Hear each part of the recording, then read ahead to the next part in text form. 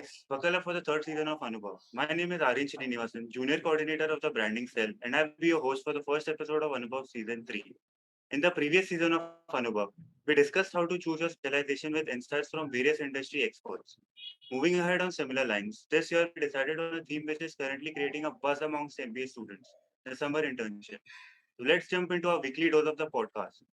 Today on the show, I would like to welcome our guests, our very own alumni from the MBA batch 2020-2022, Mr. Vishal Negi and Ms. Tejal Suresh. Vishal sir was a summer intern at CRISIL Ltd. Sir is currently working at Standard Chartered Bank as a finance specialist. Ma'am, on the other hand, was an intern at Credit Suisse. Today, sir and ma'am will be walking us through the journey in the field of finance, taking us through their experience from SIP, along with their key learnings throughout the process and wisdom they would like to pass on to the batch of 2022-2024. Without further ado, let's dive right into it and formally mark the beginning of Anubhav 3.0. Sir and ma'am, my first question to you both is what pushed you towards the specialization of finance? What made you realize that this was a calling? And if you could just brief us if you both had any kind of work experience, yes, in which role? Vishal, would you like to take that up first? Okay, first of all, thank you for inviting us to the third season of Anubhav. Coming to the question, for me, when I was introduced to MBA in finance, so I learned that it gives you an opportunity to implement managing principles to effectively manage the financial resources of company. This is something that really intrigued me, that how numbers can make a big impact on the operations of the company. So that was the time I made the decision that I want to delve further into this domain. And currently I'm working with the Standard Chartered Bank, and here we are understanding how the transactions of company can mitigate the biggest risk associated with the bank, and we are trying to curb them as much as possible. Thank you. So during my graduation, I had one elective paper of stock markets, which was my introduction to the financial markets and how the financial instruments are designed. So I think that was the time that really intrigued me, that how complicated all of this structure is, but still it is such an effective and efficient market. All the instruments are so complicated, but they still work well. That really piqued my interest, and at that I decided I wanted to learn more about this subject. And even if you study like for 2 years, there's so much more to learn. Even while working, we're learning every day, and there's still so much more to learn. So that's what I like about this subject, that it's so interesting and there's never an end to it. My next question is, what was the selection process like, and can you just brief us through the different rounds that you both went through for your respective companies? So for Credit Suisse, first after signing up, they had an aptitude test, which was like a half an hour test with some questions based on logical reasoning, a few on grammar and all that, a simple aptitude test. Then the next round was a group discussion. After that was an interview with the directors of the company. So that's how the selection process was, and it was a fairly easy process, not very technical, not very intimidating. If you have like a sound base of your subjects, then you can easily cross these levels. So Credit Suisse is actually on campus right now for the selection process. So I'm sure the students will benefit from your. I hope so. Moving on to sir. So for CRISIL, there were two rounds of interview. First was a shortlisting round, where the HR basically checked our background and assessed the basic competency required for the role. In the final round of interview, that was with the line manager, they checked the basic statistics knowledge, basic accounting principles, a little bit questions were related to basic Excel like VLOOKUP, HLOOKUP. So all these basic requirements were checked, and after 2 days, I received the call from CRISIL that I was selected for the summer internship. Oh. So as a follow-up to the previous question, what was your preparation like before the selection process? Obviously, as we all know, the mail regarding the selection process appears at such short notice. How did you both deal with this, and how did you prepare for each round and adapt according to the requirement of the whole selection process? So for me, I think there wasn't much time to prepare, and I wasn't even aware what Credit Suisse did, or if this company was a very important one. I only came to know after I understood that they offer a very big, hefty stipend, that this must be an important company. But then for the aptitude test, I just did some revision from the MBA entrance notes that I had, just for the aptitude, the logical reasoning, and all that. And for the group discussion, it's always so unpredictable that you cannot prepare for whatever the topic would be. But there's always a certain approach to group discussions. So I just mentally prepared myself for that.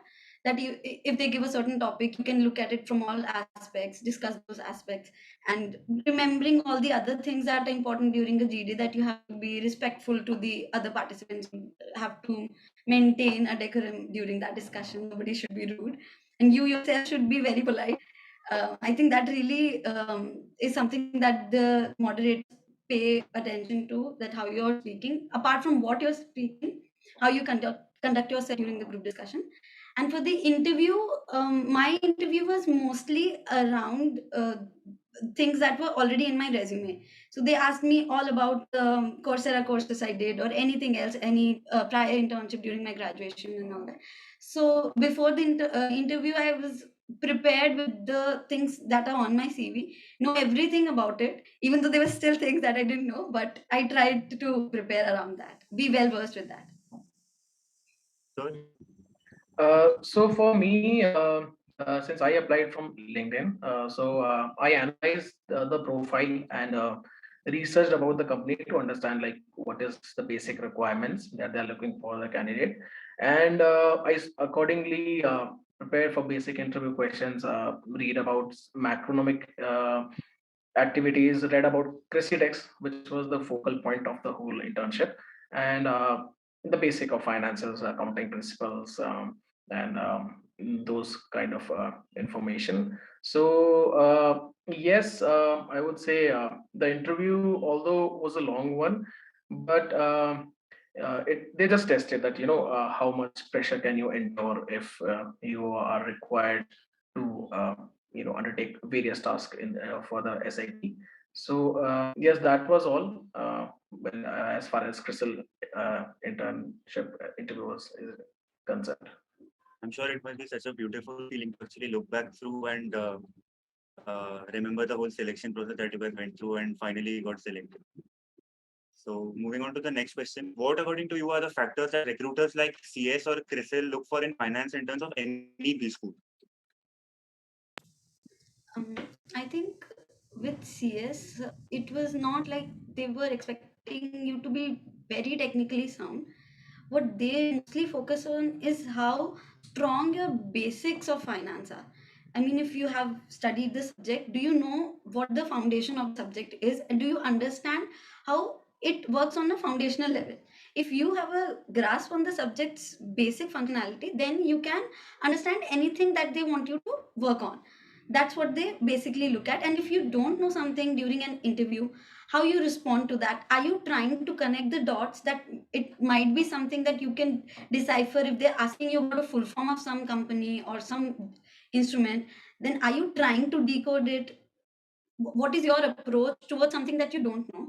That's what they focus on. And I think a little bit of communication skills as well, not exactly a lot. I wouldn't say that they put their all of their attention on that, but I think a little bit of polished communication will help you more in the process. Also, ma'am, just a follow-up question. Did CS have any prerequisite for work experience or did they have any preference for working with freshers or anything like that?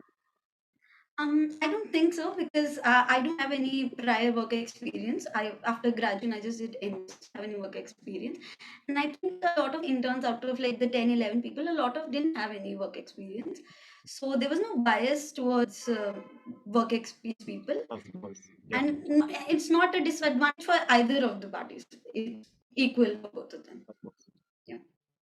So So as far as CRISIL is concerned, I would break it into two halves. First is technical skills. So as Tejal rightly mentioned, companies don't expect you to be an expert on the subject. They just want to know that if you know the basic principles, run the domain of finance domain, and a little bit of Excel, because it helps you fasten your process rather than doing it manually. And as far as non-technical skills are required, so they focus on emotional intelligence and prioritization. The reason being is that the profile required you to interact with various SME and MSME players, and this was the basic requirement they had, that that the candidate should be able to easily connect with such entities, network with them, so to establish good relations between CRISIL and those stakeholders. Moving on to the next question. Vishal sir, you have been an active participant in various preschool competitions which led you to be named as a SIMS brand ambassador. What role does these extracurricular activities play in giving you an edge over other students in SIPs or placements in general? From my journey with these school competition has given me various key inputs to improve my personality overall.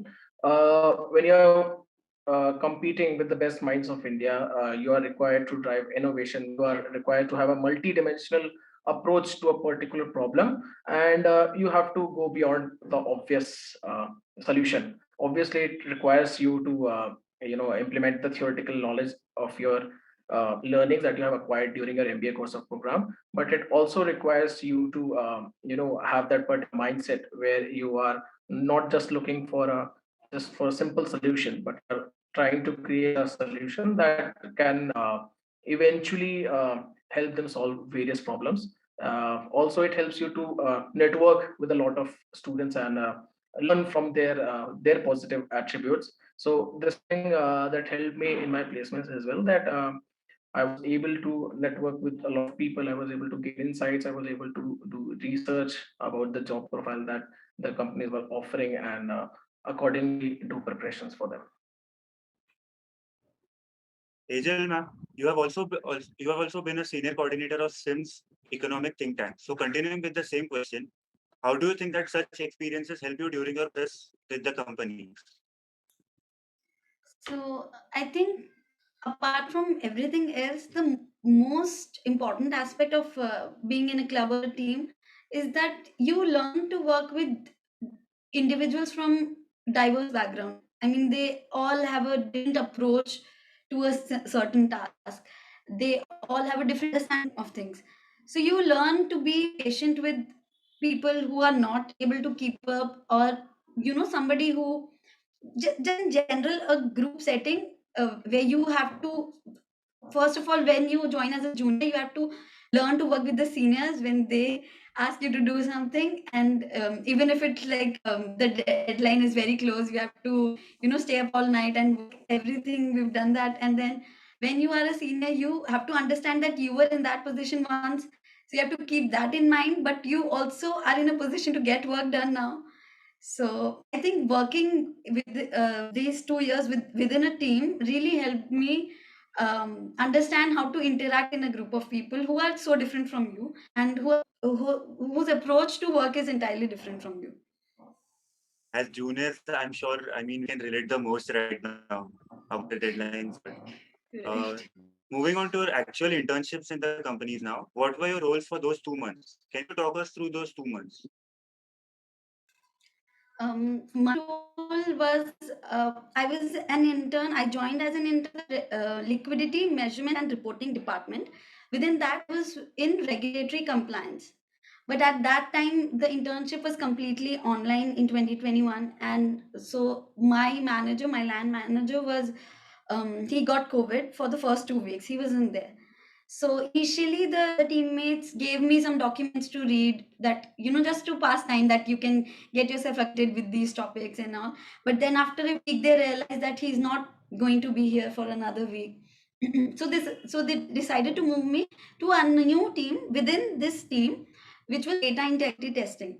So this team was being set up at that moment in itself. That the process of setting that team up had begun. So they didn't make me work so much on the process itself, as I was required to prepare documents for the team. Like any team that had to interact with this team had to know what this new team is for.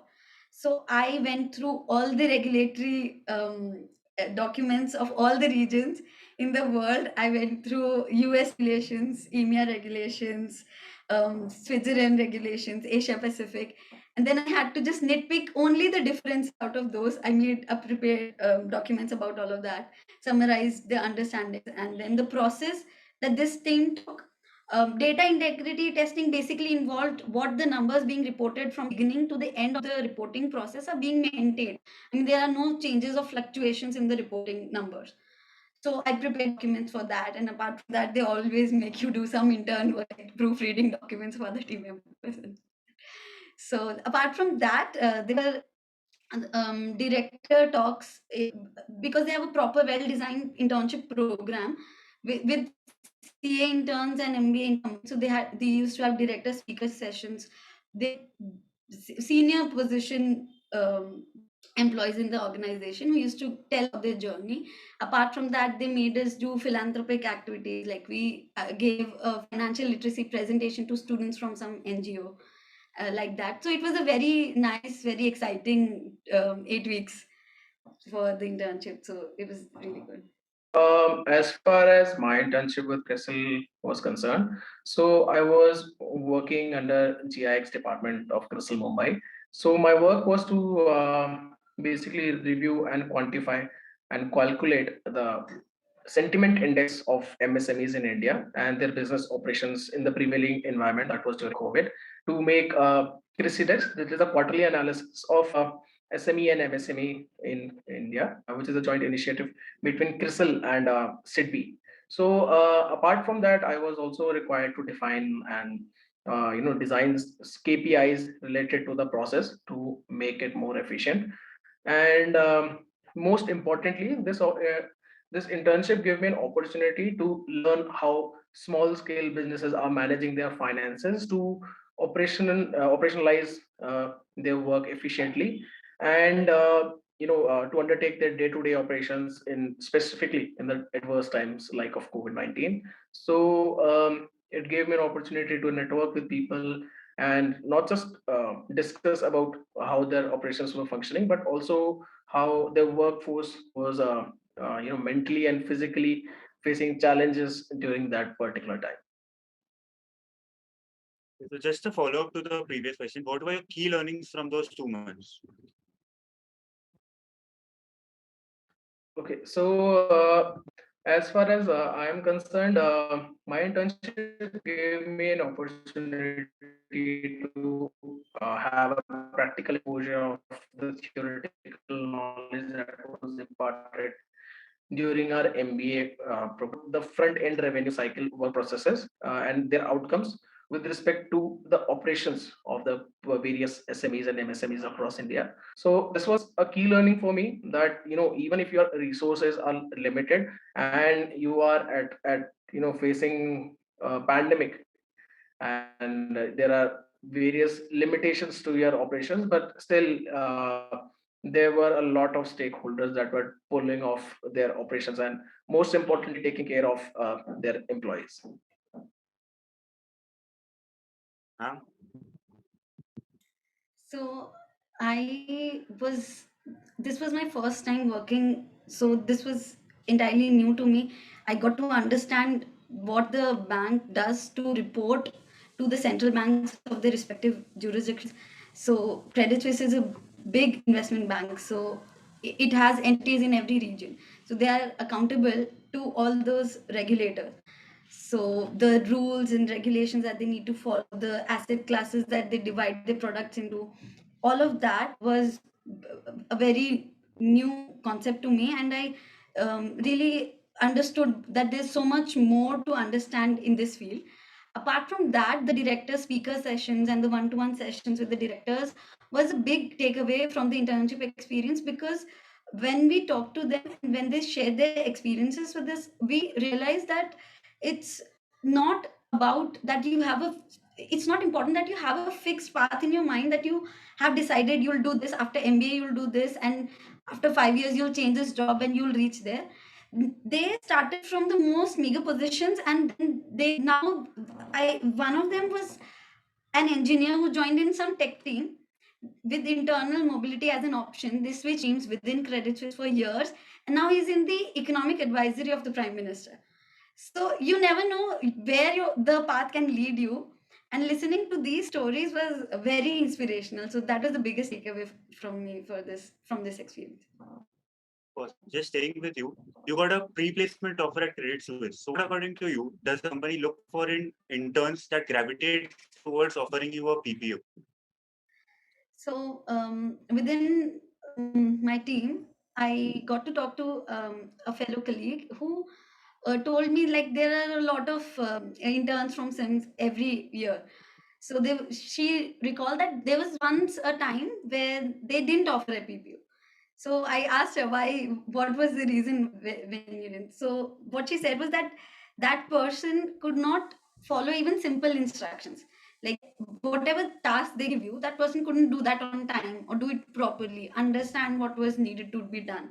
And if she didn't understand, she didn't ask how it should be done, what she could do differently.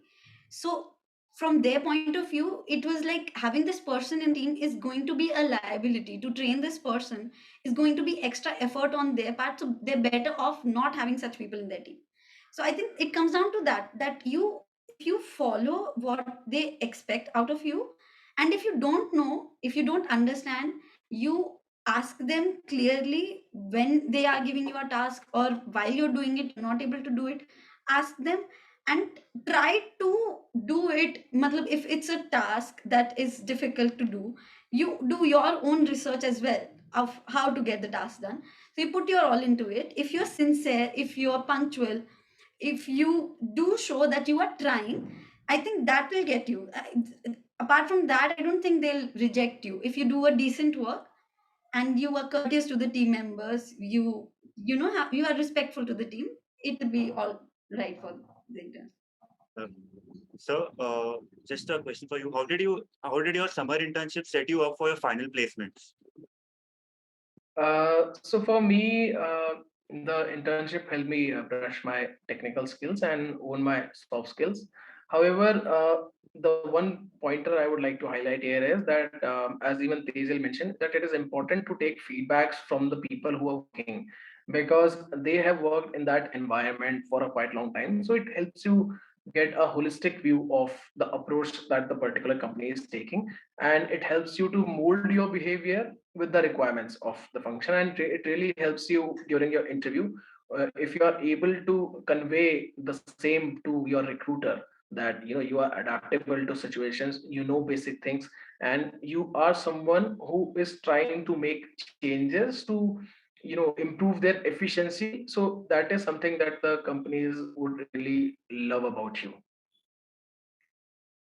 Yes.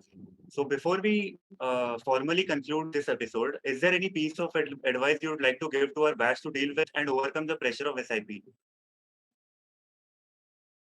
So I would suggest, from my experiences, that take the liberty to find unconventional approach. Yes, you have to run it through your team leader or buddy, or your authority above you, so that you know that you are in line with the requirements of the business. So that is very important, that you don't stick to what is conventionally been done, but you bring a new thing to the plate, and ask questions. Don't feel shy that it might be a stupid question, or you might end up making mistake. You are, yeah, in SIP you have this liberty that you are there to learn. And even the employees, for example, in Standard Chartered also, for the new joinees, we have this thing that we let people make mistakes, not big ones, but like we let them run their things on own, so that they have a solid understanding how processes are working, and accordingly learn from their mistakes, and get aligned to the processes that are there. Another important thing that I found is, network with as many as people possible. What it might not directly help you, but it will indirectly navigate you to the destination you are looking for. So learning from the experiences of people is very, very, very important, because we really don't have much time to learn from our own mistakes again and again. So learn from the experience of people, and have empathy towards the whatever the learnings that have been given to you, and staying humble about it. Ma'am? So before getting into the internship, while the process is ongoing, I think one thing that will help everybody is to not put too much importance to the exam or the interview or anything. Because for me, I think what worked was I didn't know how important this company was. I didn't know they offered PPOs. I was just giving an aptitude test. So I didn't put all the stakes were not too high for me. I didn't know how high the stakes were. So I think if you mentally prepare yourself that not all of your career relies on this and you have to get into it, otherwise you have no other option, that is going to help you. You just have to take it as a simple test or an interview. That's it. So I think that really helps, because it can always happen that you might not get into one company, you might get into another, but you have to prepare yourself that it's just a company and more will come if it doesn't happen. And when you get into the internship, I think first of all, being punctual. If there's any meeting or any work task to be done, be there 5 or 10 minutes prior of what they've asked you. Be polite to the team members. Be, be courteous. They should notice that you are being polite.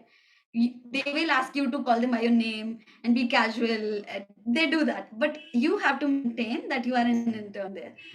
Apart from that, um, it's very important to write down every single task that you're doing, even if it's a small task that they've asked you. You should always write down. You should always have a diary, or even if you do it online, you have to write down whatever they have asked you to do, all the tasks that you've performed before, because it also helps if they ask you to give a presentation at the end.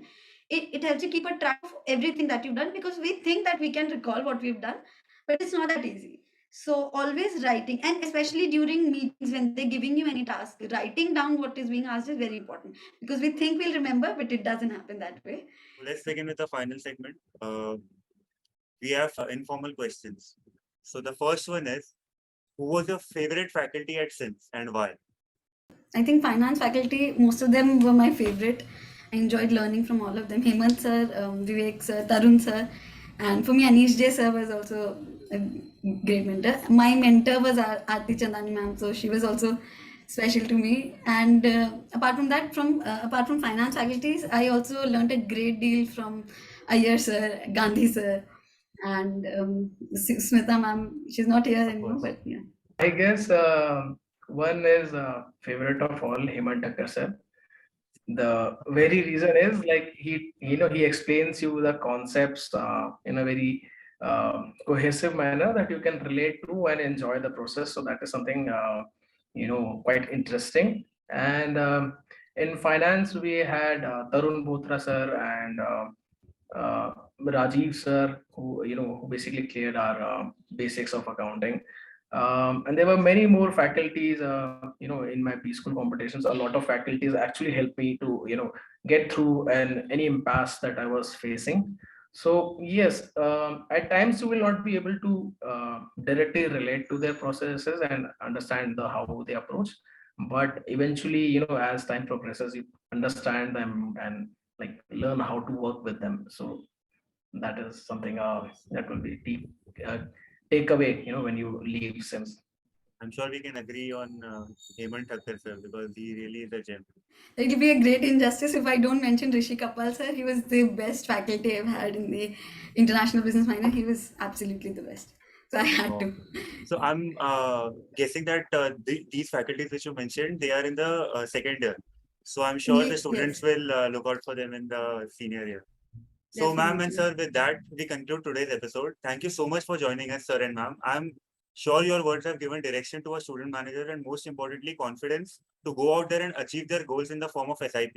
It has been an honor to be the host of this episode and we are so grateful to have had the opportunity to speak with you. Thank you for allowing us to take a peek at your journey and learn from it. I would also like to thank our audience today for spending some time with us. If you liked this episode, please like, comment, subscribe, and share this podcast with your friends and family or with someone whom you think might benefit from it.